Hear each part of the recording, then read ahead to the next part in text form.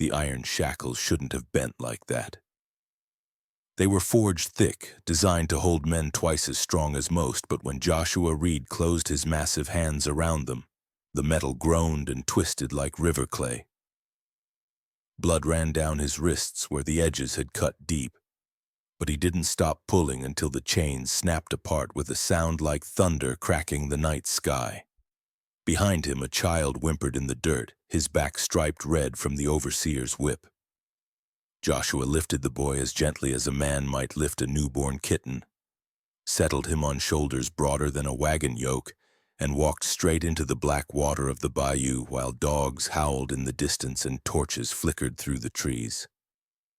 What happened next would echo through Mississippi for generations, a ghost story that slaves whispered in the quarters and masters tried desperately to forget. Before we carry on, please hit the subscribe button to make my day and let me know where you are watching from in the comments. The air hung thick and wet over Hargrove plantation on the morning Joshua Reed was born, August of 1810, when his mother Celia screamed for 11 hours in the cramped slave quarters while thunder rolled across the cotton fields. The midwife who attended the birth would later swear to anyone who'd listen that the baby came out already the size of a 6-month-old child, with hands that could wrap entirely around her forearm and eyes that seemed to look right through a person into some distant place nobody else could see. Colonel Marcus Hargrove, who owned 300 acres along the Mississippi River bluffs and 67 human beings to work them, came down to inspect his newest property 3 days after the delivery, and stood speechless in the doorway when he saw the infant. The boy was enormous. Even at 3 days old, he stretched longer than any baby the colonel had ever witnessed, with limbs thick and sturdy as oak branches and a chest that rose and fell with breaths deep enough to belong to a full-grown man. Celia held her son close to her breast, her eyes meeting the colonel's with a mixture of pride and fear that made the white man uncomfortable in a way he couldn't quite name. He backed out of the quarters without saying a word, but his mind was already turning over the possibilities of what such a child might become. They named him Joshua, after Celia's grandfather, who'd been stolen from a village somewhere along the Gold Coast and who died pulling a plow through rocky soil when Celia was just a girl. The name meant salvation, deliverance, a leader who could part rivers and topple walls, though Celia never spoke those meanings aloud where anyone but her son could hear. She poured all her hopes and terrors into that boy, nursing him longer than was practical because she knew what happened to children who grew up too fast in a world that saw them as property rather than people. But Joshua grew anyway, shooting up like cane grass after a flood, his body adding inches and pounds at a rate that made the other slaves cross themselves and mutter prayers under their breath. By the time he was 5 years old, Joshua stood as tall as children twice his age, with shoulders already beginning to broaden and hands that could palm a watermelon like it was an apple. He worked alongside his mother in the big house at first, carrying firewood and water, tasks that would have strained boys much older, but which he performed with an ease that bordered on uncanny. The other house slaves watched him with a mixture of awe and unease, whispering that he had magic in his blood or that his father must have been some kind of giant from the old stories. Though Celia never spoke of who had sired her unusual son, Colonel Hargrove watched too, with the calculating eye of a man who saw profit in everything around him. He'd built his fortune on cotton and cruelty, on working his slaves from dawn until well past dusk and selling off the ones who complained or weakened or tried to run. But Joshua represented something different, something rare and potentially valuable in ways that went beyond simple field labor. The boy was a curiosity, a marvel of nature that might be exploited in ways that ordinary slaves could not. When Joshua turned 8 years old, standing already over 6 feet tall with muscles beginning to cord and bunch beneath his skin like iron cables, the colonel made his decision. He pulled the boy from housework and put him under the supervision of Tobias Crenshaw, the head overseer, a lean, cruel man with tobacco-stained teeth and a bullwhip that he wielded with the precision of an artist.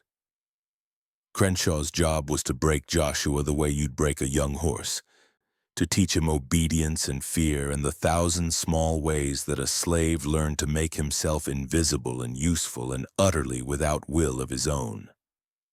But Joshua proved difficult to break. He followed orders, hauled cotton bales that would have required 3 men to lift, pulled stumps from fields that were being cleared for new planting, did everything that was asked of him with a quiet efficiency that should have pleased his masters.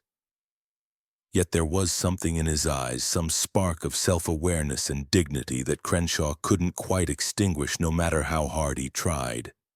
The whip would fall across Joshua's back, opening wounds that wept red into his shirt, and the boy would take it without crying out, would simply look at Crenshaw with those deep brown eyes that seemed older than the earth itself, and wait for permission to return to work. It unsettled the overseer in ways he couldn't articulate. He'd broken hundreds of slaves over his 15 years working plantations across Mississippi and Louisiana, had perfected techniques of humiliation and pain that reduced grown men to sobbing children.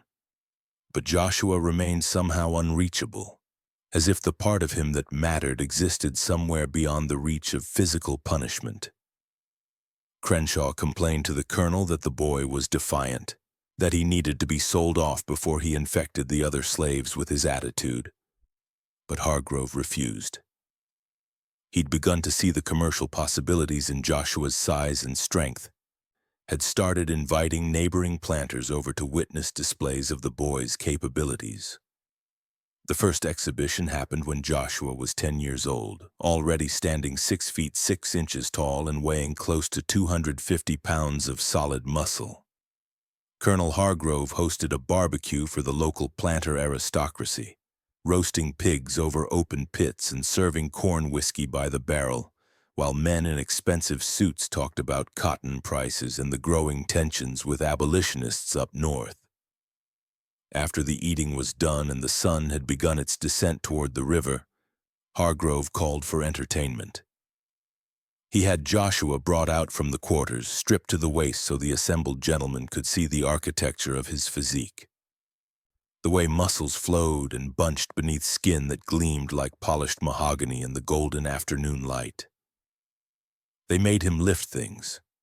First a cotton bale that weighed 300 pounds, which he hoisted over his head with arms fully extended while the planters applauded and made jokes about what such a specimen might be worth at auction.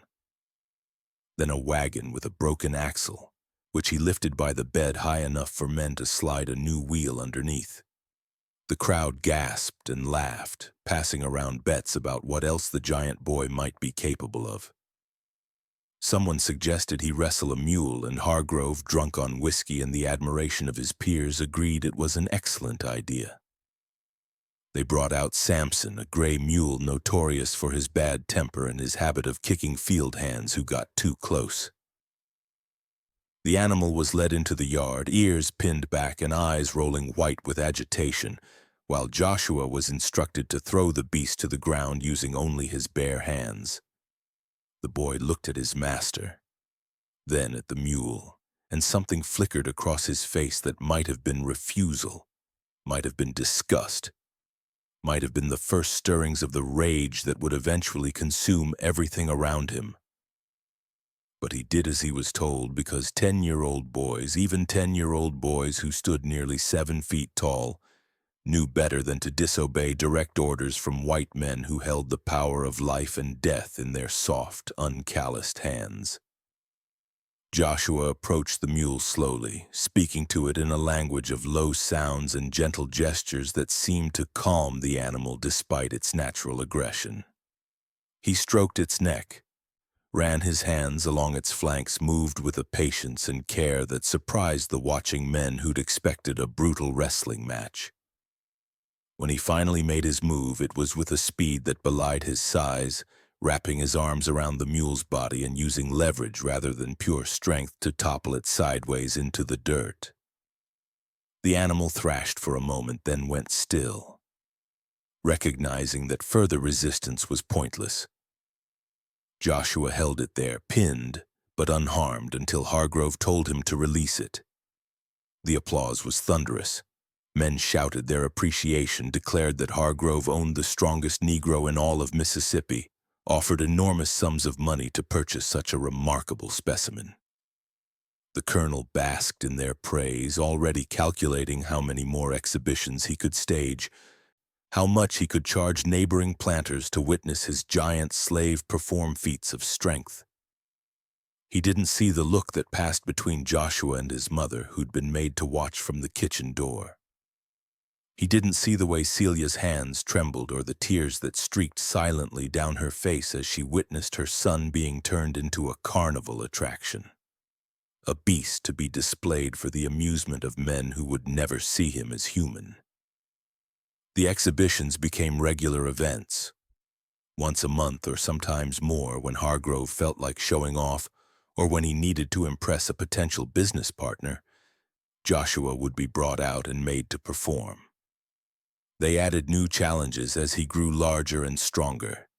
At 12 years old, now standing over 7 feet tall, he lifted an ox clean off the ground, wrapping his arms around its middle and hoisting all 800 pounds of angry beef high enough that its hooves dangled in the air. At 13, he pulled a loaded cotton wagon up a muddy incline that had bogged down 2 teams of mules, his feet digging trenches in the earth as he hauled ton after ton of white gold toward the road. The other slaves watched these displays with mixed emotions. Some felt pride that one of their own could demonstrate such remarkable abilities, could make white men gasp and shake their heads in disbelief. Others worried that Joshua's exhibitions only reinforced the idea that they were animals to be trained and shown off, creatures valued only for what their bodies could produce rather than for any inherent humanity. Joshua himself said little about how he felt, speaking only when necessary and spending his rare free moments sitting alone by the river, staring out at the brown water as if trying to see all the way to whatever freedom might lie beyond the horizon. He grew close to only a handful of people on the plantation. His mother remained his anchor, the one person who could coax real smiles from him and who listened when he spoke the thoughts he kept hidden from everyone else. There was also an old man named Josiah who'd lost his left hand to a cotton gin accident years before and who now worked as a stable hand, tending the horses and mules that the plantation couldn't function without. Josiah had been born in Africa, had clear memories of his childhood in a village by a great lake, and he would tell Joshua stories about warriors who stood 8 feet tall and kings who could lift boulders over their heads, tales that made the boy's eyes light up with something that looked almost like hope.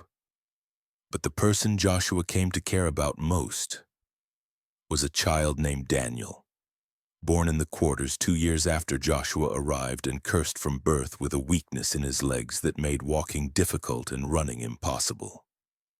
Daniel's mother had died bringing him into the world, and the other slaves had expected the baby to follow her soon after.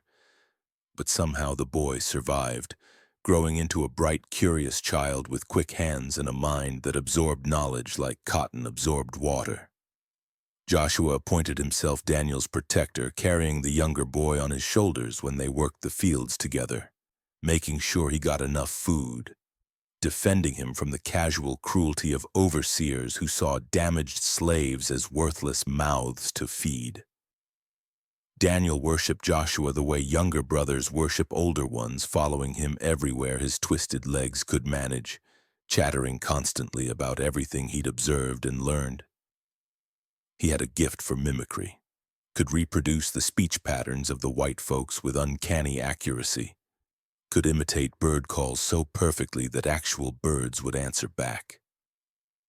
He made Joshua laugh, a rare and precious sound that rang out clear and genuine when Daniel would act out scenes from the big house, pretending to be Colonel Hargrove pontificating about states' rights and the natural order of things while waving an imaginary cigar and puffing out his thin chest in a perfect recreation of the master's pompous bearing. The years passed in the grinding rhythm that defined slave life, seasons marked not by months but by planting and harvesting, by the rising and falling of cotton prices, by the births and deaths that happened in the quarters far from the notice of the people who owned them.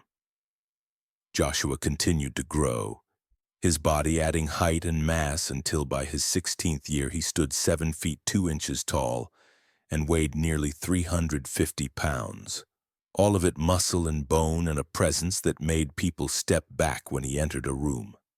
The exhibitions grew more elaborate and more frequent, with Hargrove charging admission to neighboring planters who wanted to see the famous giant of Nachez perform his impossible feats. They made him carry a fully grown ox across the yard on his shoulders. They made him bend iron bars with his bare hands. They made him hold 4 grown men suspended from a wooden beam balanced across his back. Each performance brought fresh rounds of applause, fresh offers to purchase him, fresh reminders that his body belonged to someone else and could be bought or sold or destroyed on a whim. Joshua endured it all with the same stoic silence he'd maintained since childhood, his face a mask that revealed nothing of whatever thoughts churned behind those deep brown eyes. But something was building inside him, some pressure that increased with each passing humiliation. Each moment of being treated as a curiosity rather than a person. It showed in small ways, in the tension that crept into his shoulders when white men approached, in the way his hands would clench into fists when he thought no one was watching, in the dreams that woke him gasping in the middle of the night, dreams of breaking things, of crushing and destroying, of taking back some measure of control over his own existence. Celia saw the changes in her son and feared them. She'd lived long enough to know what happened to slaves who harbored thoughts of rebellion, had seen men beaten to death for lesser offenses than the rage she could feel radiating from Joshua like heat from forge coals. She begged him to be careful, to keep his head down and his thoughts hidden, to survive until some better future might present itself. Joshua would nod and promise to be good, but they both knew the promises were becoming harder to keep, that the weight of years of degradation was approaching some critical mass beyond which no amount of willpower could contain it. The breaking point came in September of 1826 on a night when the air hung thick and still as if the world itself was holding its breath. Colonel Hargrove had hosted another exhibition that afternoon, this one for a group of planters from Louisiana who were considering forming a breeding partnership with him, using Joshua's impressive genetics to produce a line of oversized slaves who might prove more profitable than ordinary specimens. The men had poked and prodded Joshua like livestock, examining his teeth and the width of his hands, discussing him as if he were a prize bull rather than a human being with thoughts and feelings and a soul that screamed silently against every indignity inflicted upon it. After the guests departed, Tobias Crenshaw had gotten drunk on the leftover whiskey and decided to amuse himself by disciplining some of the field slaves who'd been slow bringing in the day's cotton. He had them lined up in the yard while the rest of the plantation's enslaved population was forced to watch, a reminder of what happened to those who failed to meet their quotas. Most of the whipping victims were adults who'd endured such punishments before and who knew how to endure the pain without giving Crenshaw the satisfaction of hearing them scream.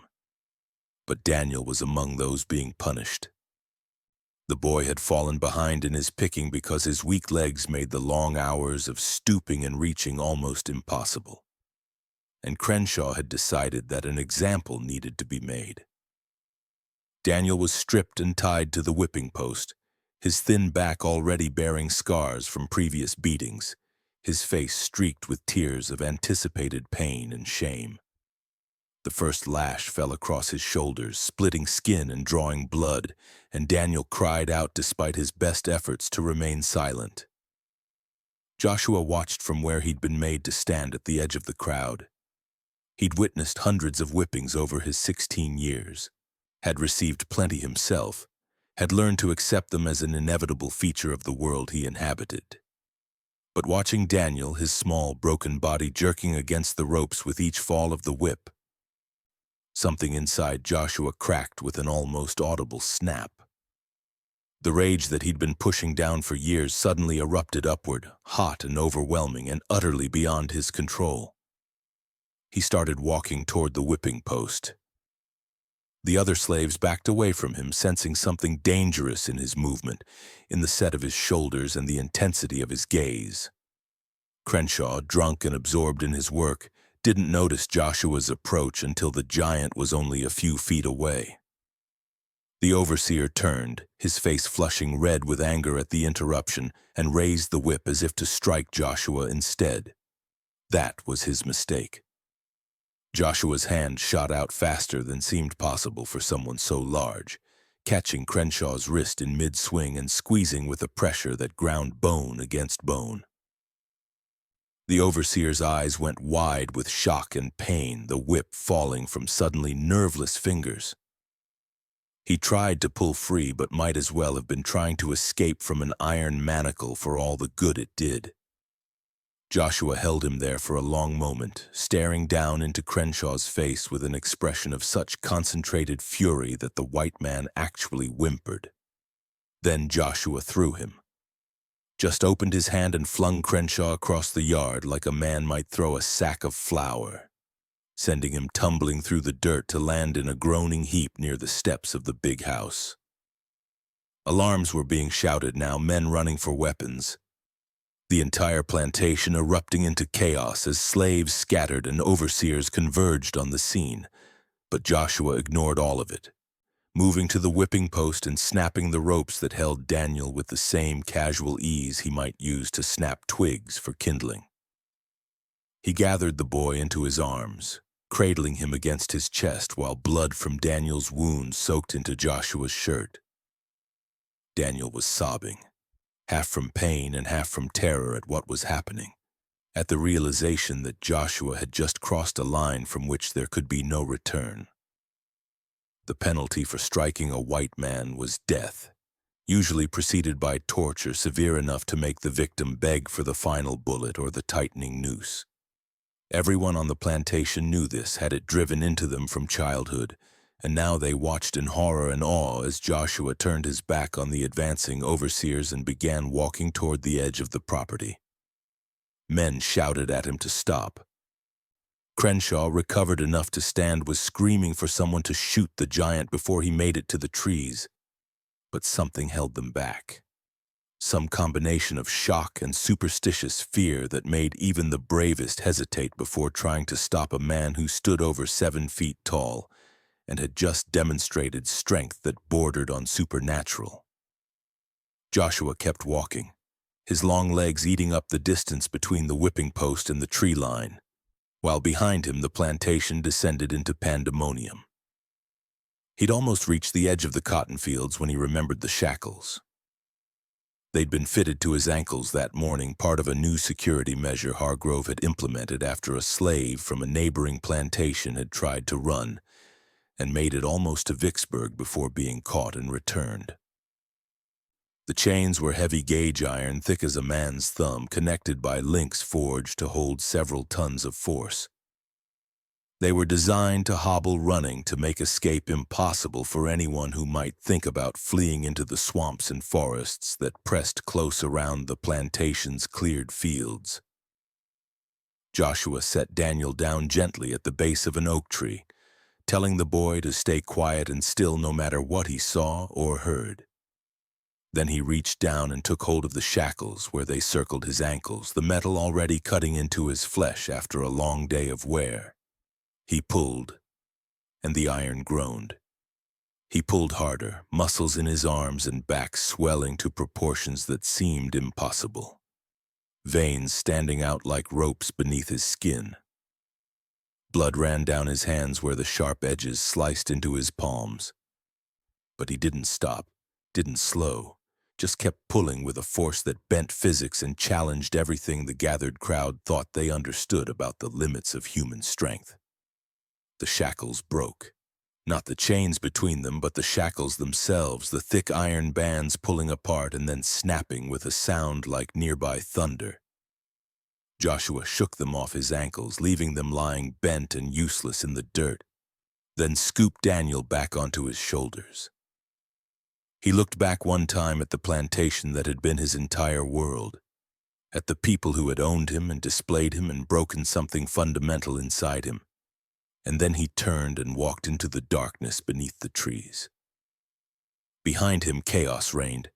Hargrove was screaming for dogs and horses and guns, organizing a search party that would track the runaway giant through swamp and forest until he was found and made an example of.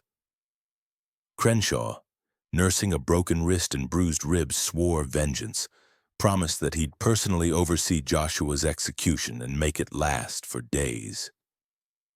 The other slaves were herded back to the quarters under armed guard, and Celia wept silently in her cabin, knowing she'd never see her son again in this life, and praying to a God she barely believed in that he might somehow find the freedom she'd always dreamed of for him.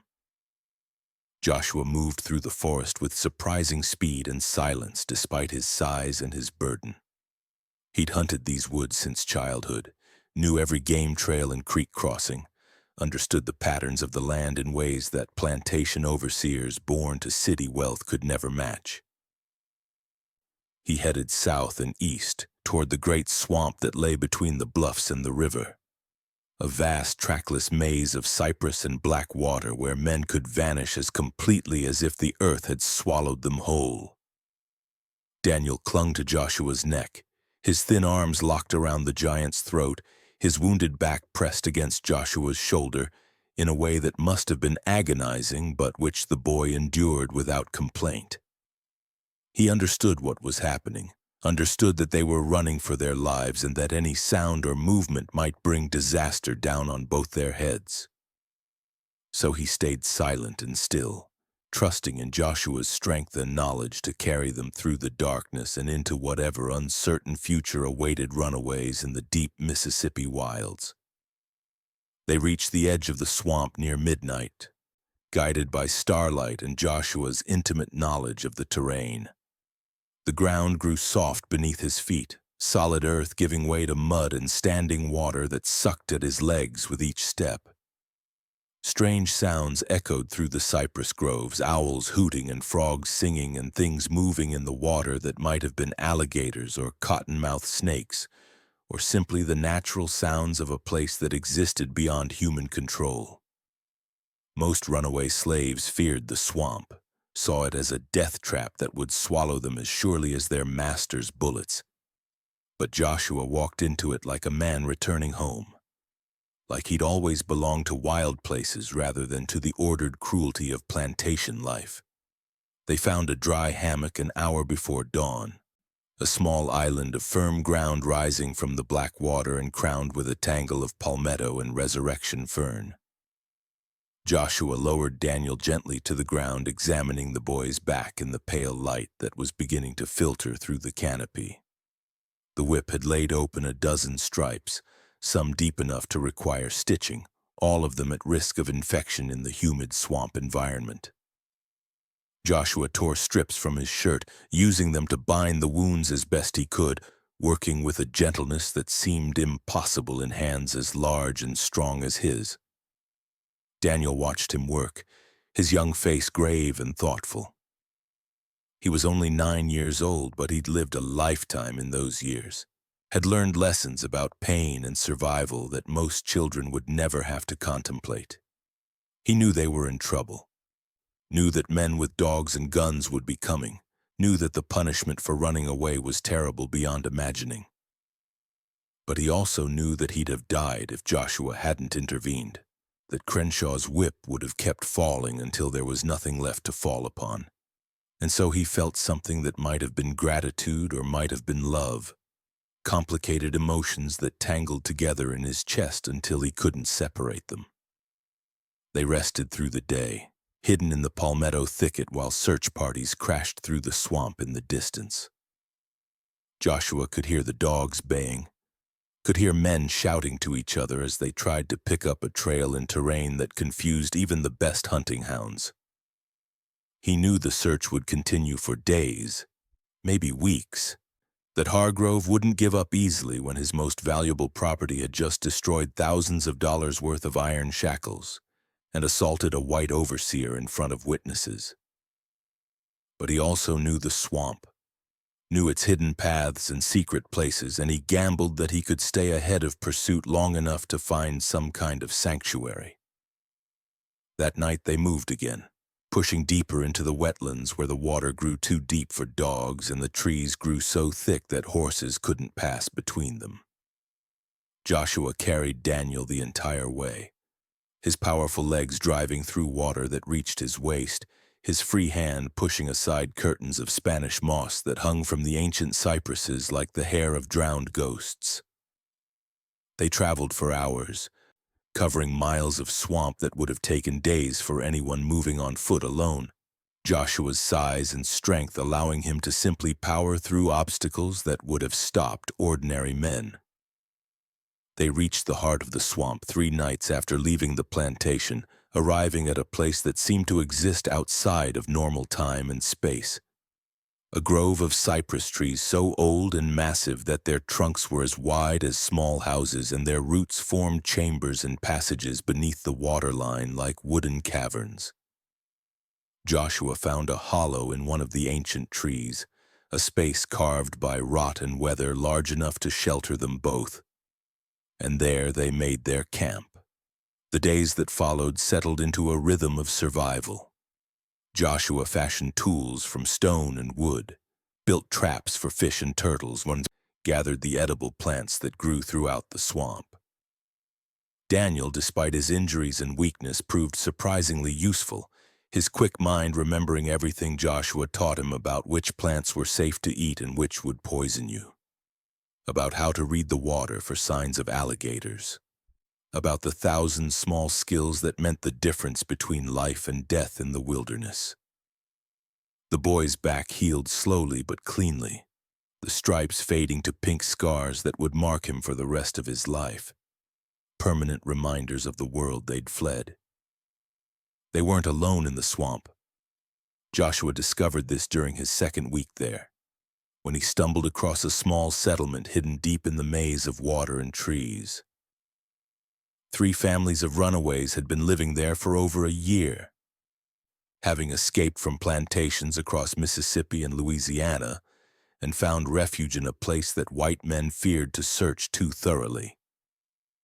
They eyed Joshua with suspicion at first, worried that anyone so large and distinctive must be easy for hunters to track.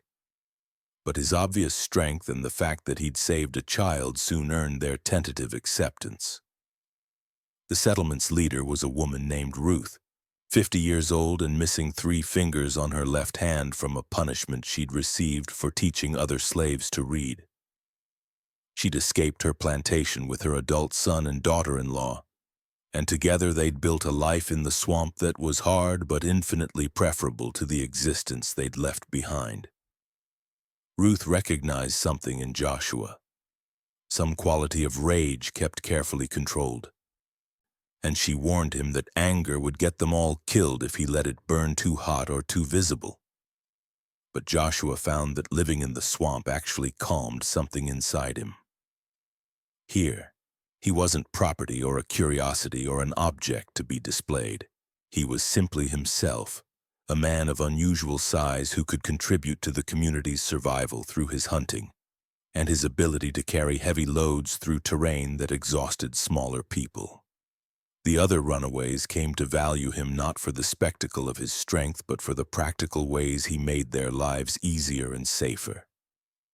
It was the first time in his life he'd been appreciated for something beyond the entertainment value of his physical capabilities. Word of the settlement spread slowly through the slave networks, that mysterious communication system that existed invisibly across the South, passing information through songs and stories and coded messages that masters never quite understood. Runaways began arriving with increasing frequency, following whispered directions to the place where a giant man could supposedly be found, a protector who would help them navigate the treacherous swamp and reach the relative safety of the hidden community. Joshua took on the role without being asked, making regular patrols through the wetlands, watching for signs of pursuit, guiding new arrivals along paths that kept them safe from the worst dangers.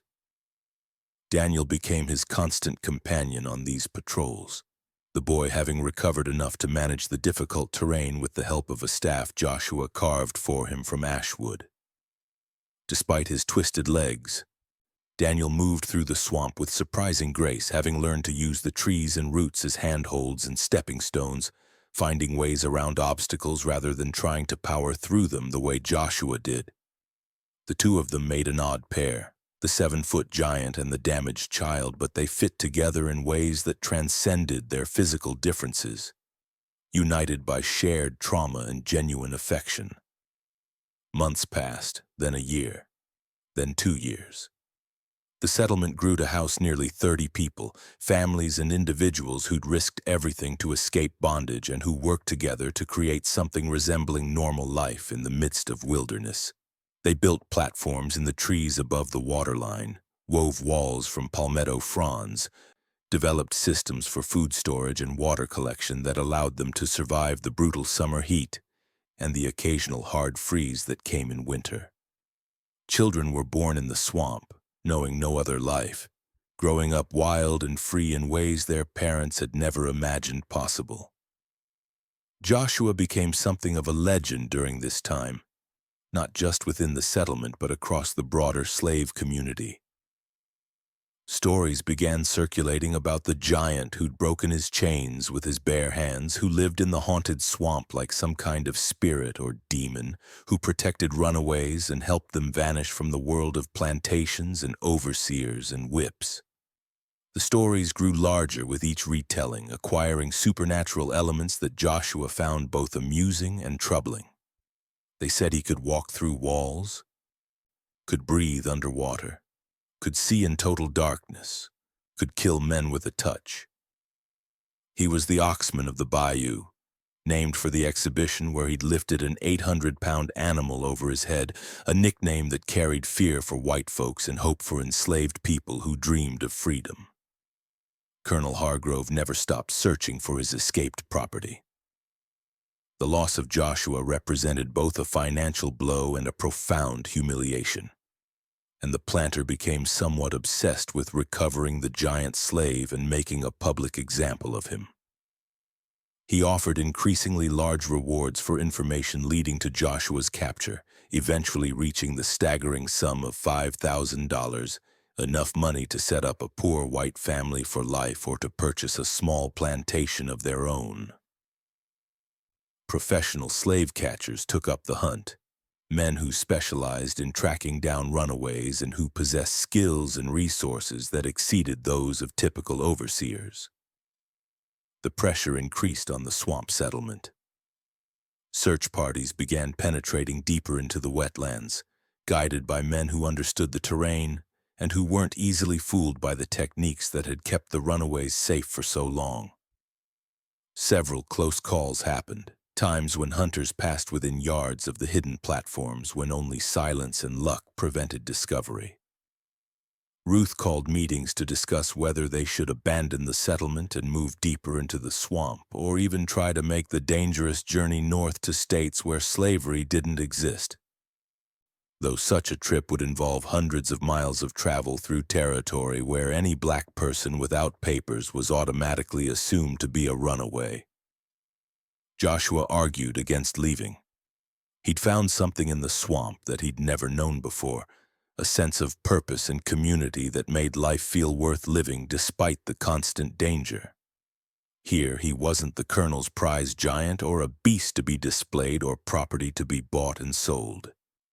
He was Joshua Reed, a man who protected people and who'd earned respect through his actions rather than simply through the accident of his remarkable size. The other runaways valued his opinion and looked to him for guidance when decisions needed to be made, treating him as a leader rather than as a curiosity. But Daniel worried. The boy, now 11 years old and growing into a sharp-featured young man despite the lingering weakness in his legs, had developed an almost supernatural sensitivity to danger. He could read signs that others missed, could sense when search parties were near even before the dogs could be heard. He told Joshua that something bad was coming, that the hunters were getting too close and too organized, that they needed to either run or prepare to fight. Joshua listened because he'd learned to trust Daniel's instincts, and together they began developing plans for defending the settlement if discovery became inevitable. The confrontation came on a morning in late spring of 1829, nearly 3 years after Joshua and Daniel had fled into the swamp. A group of 15 slave catchers, guided by a man who'd once worked as a trapper in these wetlands, found one of the paths leading to the settlement. They advanced quietly, moving in disciplined formation, armed with rifles and nets and long poles tipped with hooks for grabbing people who tried to run through the water. The dogs had been left behind because their barking would have given away the approach, and so the hunters moved in an eerie silence that somehow seemed more threatening than any amount of noise. Daniel spotted them first, his sharp eyes catching the unnatural movement of men trying to pass silently through terrain that fought every attempt at stealth. He whistled a warning, a bird call that signaled danger to everyone in the settlement, and then he ran to find Joshua. The giant was out checking fish traps near the edge of the main compound, his massive form easily visible even at a distance. Daniel called to him, voice tight with controlled panic, explaining what he'd seen and how close the hunters had come. Joshua acted without hesitation.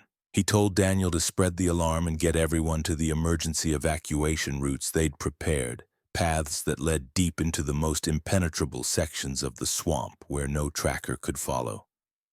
Then he turned and walked toward the approaching hunters, moving deliberately so they could see him coming, making himself visible in a way that drew attention away from the people scrambling to escape behind him. He was done running, done hiding, done allowing white men with guns to dictate whether he lived or died. If they wanted the Oxman of the Bayou, then by God they were going to meet him. The slave catchers saw him coming and spread out, forming a semicircle that would allow them to surround and capture him without giving him any avenue for escape. Their leader, a scarred man named Pike who'd made a fortune returning runaways to their owners, called out for Joshua to surrender peacefully and save everyone a lot of trouble. The reward for his return was enough to make every man there rich, Pike said, and there was no point in getting hurt over something that was inevitable anyway. Joshua would be caught, would be returned to Colonel Hargrove, would face punishment for his crimes. But if he came quietly, if he didn't force them to damage him in the capturing, then maybe the colonel would be merciful. Joshua laughed at that, a deep booming sound that echoed through the cypress trees and sent birds exploding upward from their roosts in startled clouds. Merciful. The word tasted like poison in his mouth. He'd experienced Hargrove's mercy, had felt it in the whip and the shackles and the years of being displayed like an animal. He wasn't going back, wasn't ever going to let white men put chains on him again, wasn't going to spend whatever years he had left performing tricks for the amusement of people who could never see him as human. He told Pike this in a voice that carried clearly across the water. Told him that the men should turn around and leave the swamp, should go back to their masters and report that the Oxman couldn't be found. Told him that anyone who tried to take him by force would discover exactly why the stories about his strength weren't exaggerated. Pike laughed at that, gesturing to his men to close in, confident that no single person, no matter how large or strong, could stand against 15 armed professionals who'd subdued hundreds of slaves over their collective careers. They were wrong. When the first man reached for Joshua with a catching pole, the giant simply snapped the thick wooden shaft like it was a dried reed, then picked up the would-be captor by his belt and collar and threw him 15 feet into the deep water. The man surfaced spluttering and terrified, swimming hard for shore while his companions stared in shock. 2 more came at Joshua from different angles, trying to use nets to entangle his arms and legs. He tore through the netting with his bare hands, the strong rope parting like cobwebs under his fingers, then grabbed one man in each hand and smashed them together with a force that left both unconscious before they hit the ground. The remaining hunters fell back, reassessing their strategy. Pike was shouting orders, telling them to use the rifles to shoot Joshua in the legs to bring him down without killing him, since a dead slave was worth nothing. Shots rang out, bullets whipping through the air and splashing into the water around Joshua's massive form. One caught him high on the left arm, punching through muscle and drawing a spray of blood. But if it slowed him down at all, the effect wasn't visible. He kept advancing, wading through chest-deep water toward the men who were frantically reloading their single-shot weapons. His face set in an expression of such focused rage that even hardened slave catchers felt fear creeping up their spines. He reached Pike first, the man who'd led this hunt, who'd spoken so confidently about inevitable capture and merciful masters. Joshua's hand closed around Pike's throat, lifting him until his boots dangled in the water, squeezing just hard enough to cut off air without crushing the windpipe entirely. He held him there for a long moment while Pike's face turned purple and his hands clawed uselessly at Joshua's wrist, and then the giant spoke in a voice that was almost gentle despite the violence of the situation. He told Pike to take a message back to Colonel Hargrove, told him to say that Joshua Reed was dead as far as the white world was concerned, that the man who'd been the colonel's property no longer existed, that only the Oxman remained and he belonged to no one but himself and the swamp that had given him sanctuary. Then he threw Pike after his men, sending the gasping hunter flying through the air to land in a splash among his scattered and demoralized forces. The remaining slave catchers grabbed their wounded and ran, crashing through the swamp with none of the stealth they'd used approaching, wanting only to put distance between themselves and the giant who just demonstrated strength that seemed barely human. They left behind their catching poles and nets, their useless weapons, their pride, and their certainty that any slave could be captured with enough force and determination. Joshua stood in the water watching them go, blood running down his arm from the bullet wound, breathing hard from exertion and the adrenaline that was slowly ebbing from his system. Around him, the swamp had gone silent, as if nature itself had paused to witness what had just happened. Then the sounds gradually returned, frogs resuming their chorus and birds settling back into the trees, life continuing in its endless cycle of growth and decay and renewal.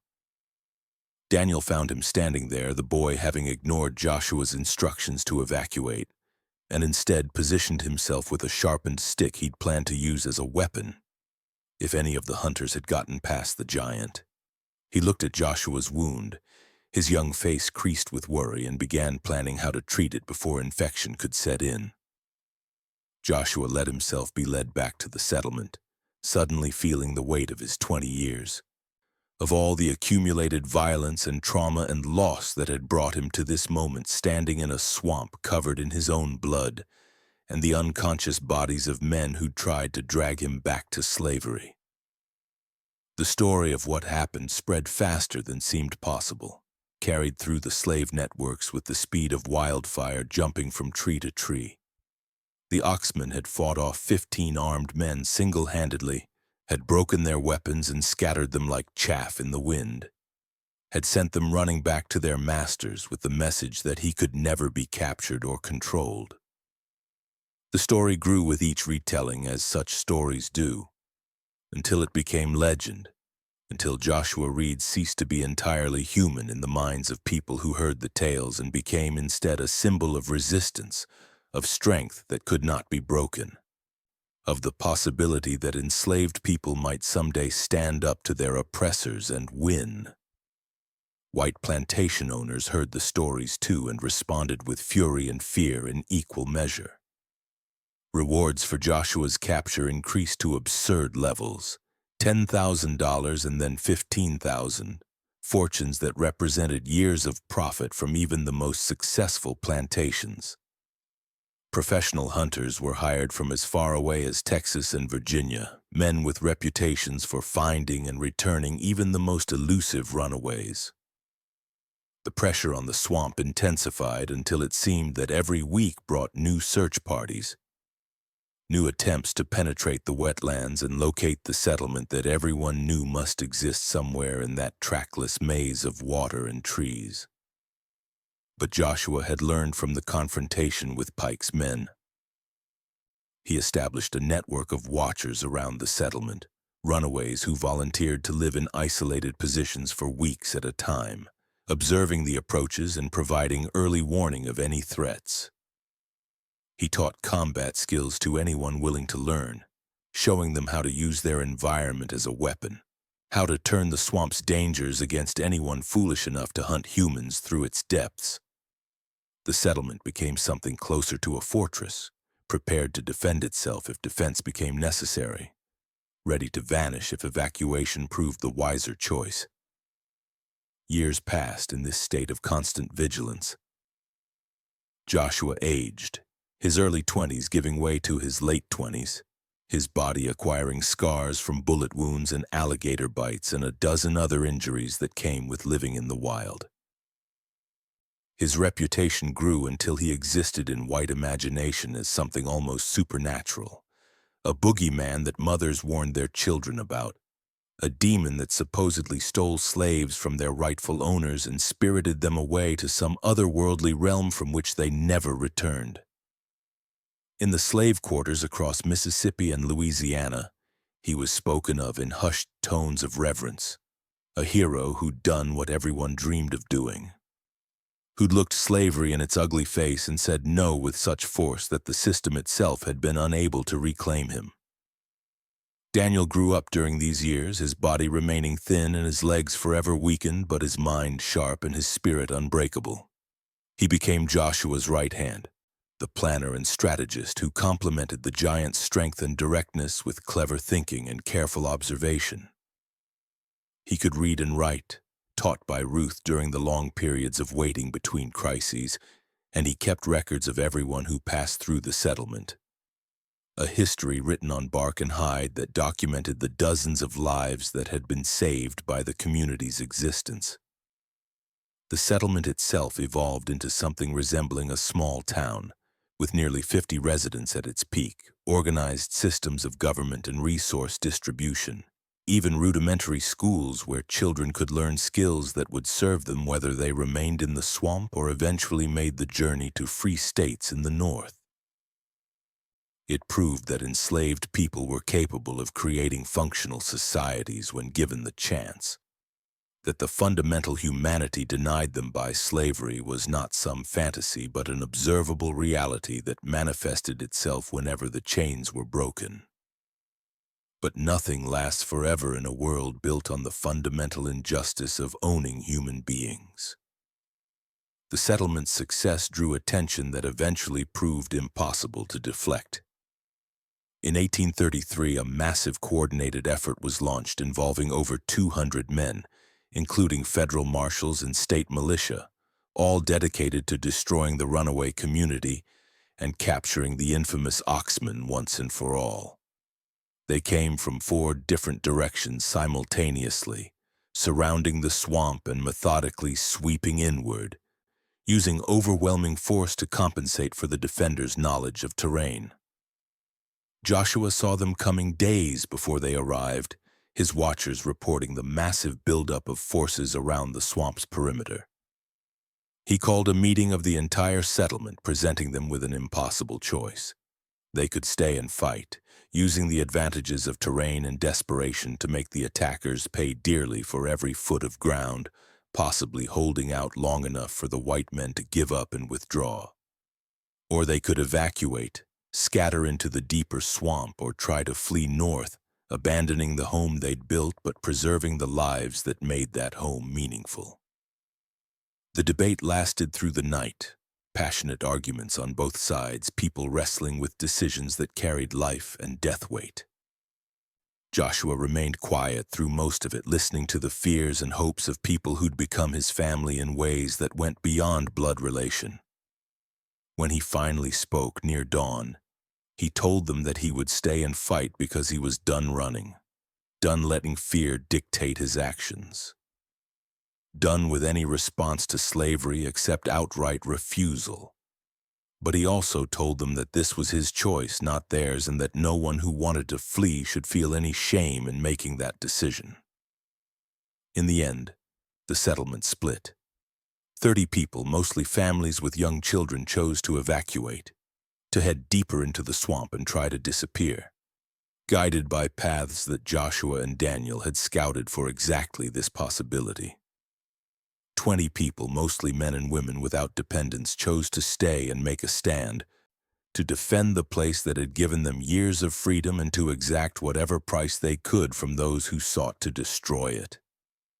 Daniel chose to stay despite Joshua's attempts to convince him otherwise, saying that he owed his life to the giant and wasn't going to run when things got difficult. The attack came 2 days later. Waves of armed men moving through the swamp in disciplined lines, using fire to clear sight lines and nets to catch anyone trying to escape through the water.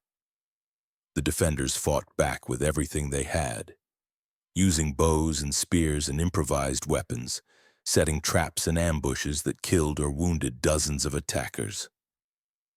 But the outcome was never really in doubt, not when you balance 20 determined refugees against 200 armed professionals backed by the full weight of the law and the economic system it protected.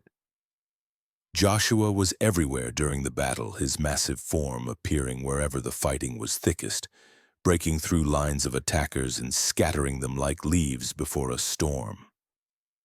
He saved countless lives that day, pulling people from danger and covering their retreats, absorbing bullets and blows that would have killed anyone else.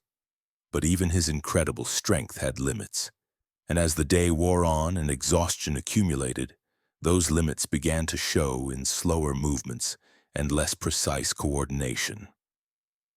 The end came as the sun was setting, painting the swamp in shades of red and gold that seemed appropriate for such a bloody day. Joshua found himself surrounded, cut off from the other defenders by converging lines of militia who'd finally figured out that the key to taking the settlement was taking its leader.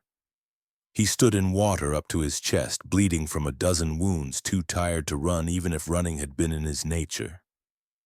They called for him to surrender, promising that his trial would be fair and his treatment humane if he'd just stop fighting and come peacefully. He laughed at that, the same bitter laugh he'd given Pike years before. There would be no fair trial, no humane treatment, only an execution designed to terrify other slaves into accepting their bondage without resistance. He knew how this ended, had always known, and he'd made peace with that knowledge somewhere during the long years in the swamp. What mattered wasn't how long you lived, but how you lived, whether you accepted chains or broke them, even if breaking them meant dying. Daniel appeared then, pushing through the line of militia with his characteristic determination, his twisted legs somehow carrying him through gaps that shouldn't have existed. He reached Joshua's side, staff in one hand and a knife in the other, ready to fight alongside the man who'd saved him and protected him and taught him what freedom meant. Joshua looked down at him, this boy who'd grown into a young man of 17 with fire in his eyes and courage that outweighed his physical limitations, and felt something close to pride mixed with grief for what was about to be lost. The militia opened fire. Bullets tore through the water and the air, and Joshua turned his body to shield Daniel from the worst of it, taking hits that would have killed the younger man. He stayed standing longer than should have been possible, his massive frame absorbing punishment that would have dropped 3 ordinary men, holding his position until Daniel could slip away into the deeper water and escape into the gathering darkness. Then finally his legs gave out and he fell forward into the brown water, his blood spreading out around him in slow tendrils that looked black in the fading light. They pulled him from the swamp still breathing, somehow clinging to life despite wounds that should have been immediately fatal. Colonel Hargrove came personally to claim his property, now an old man of 60 whose obsession with recovering Joshua had consumed almost 7 years and cost him a significant portion of his fortune. He stood looking down at the giant he'd once displayed like a prize animal, this battered, bleeding wreck who'd cost him so much pride and money and peace of mind. And there was no triumph in his face, only a kind of exhausted bitterness that comes from winning a victory that no longer feels worth the price paid. They transported Joshua back to the plantation, chained with enough iron to hold a team of horses, though in his current condition he couldn't have lifted a cup of water, much less broken free of restraints. They put him in a cell in the barn, under constant guard, while Hargrove decided what kind of example to make of him. But Joshua never faced whatever execution the colonel had in mind. His wounds were too severe, the accumulated damage from years of hard living and the final devastating injuries from the battle too much for even his remarkable constitution to overcome. He died 3 days after his capture, never regaining full consciousness, slipping away in the night while guards dozed at their posts. They buried him in an unmarked grave at the edge of the plantation, wanting no monument that might become a rallying point for other slaves who harbored dreams of rebellion. But the stories didn't die with him. If anything, his death made them stronger, transformed him from a man into a legend, from Joshua Reed into the eternal Oxman who could never truly be captured or killed. Slaves across the South told their children about the 7-foot giant who'd broken his chains with his bare hands, who'd lived free in the swamp for 7 years, who'd fought 200 men and nearly won. The details varied with each telling, but the core remained the same. A story about resistance and dignity and the refusal to accept that any human being could truly own another.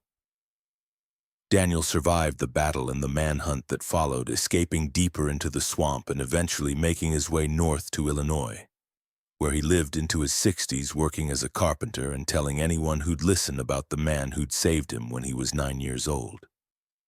He wrote it all down in his later years, a detailed account of life in the settlement and Joshua's remarkable feats, a document that still exists in the archives of a Chicago historical society, and which provides one of the few first-hand records we have of what really happened in those years. The swamp settlement was destroyed, its platforms burned and its residents scattered to the winds. Some were recaptured and returned to slavery. Others made it north to freedom. A few simply vanished into the wilderness and were never heard from again, whether they built new lives or died in the attempt remaining forever unknown. But the idea it represented that enslaved people could create lives for themselves outside the system that claimed to own them. That idea persisted and grew and eventually contributed to the tensions that would rip the nation apart 3 decades later. Colonel Hargrove died in 1836, his fortune depleted by his obsession with recovering Joshua and his health broken by the years of stress and fury. The plantation eventually went to creditors and was sold off in pieces, the land divided and the slaves scattered to other owners across Mississippi. Celia, Joshua's mother, lived until 1842, dying quietly in her sleep at the age of 52. Her last words reportedly being her son's name spoken like a prayer or a benediction. Time passed and the people who'd known Joshua personally died or moved away or simply forgot the specific details of his story, even as they remembered the broad outlines. The Civil War came and went. Slavery was abolished through blood and fire, and the places where Joshua had lived and fought were transformed by progress and change. But in the black communities of Mississippi and Louisiana, in the places where memory runs deep and stories are passed down through generations like precious heirlooms, they still talk about the Oxman of the Bayou. They point to the swamps south of Nachez and tell their children that somewhere in those dark waters, the spirit of Joshua Reed still watches over those in need, still protects the weak and punishes the cruel. An eternal guardian born from the worst of human evil and transcending it through sheer force of will and unbreakable dignity. The truth is probably more mundane. Joshua was a man, remarkable in many ways but ultimately human, subject to the same limitations and vulnerabilities as everyone else. He wasn't supernatural, didn't possess magic powers, couldn't actually walk through walls or breathe underwater or see in total darkness. What he had was size and strength and courage and a refusal to accept the degradation that the world tried to force upon him. He stood up when standing up meant death. He fought when fighting was hopeless, and he created space for others to be free even when he knew that freedom would be temporary and purchased at tremendous cost.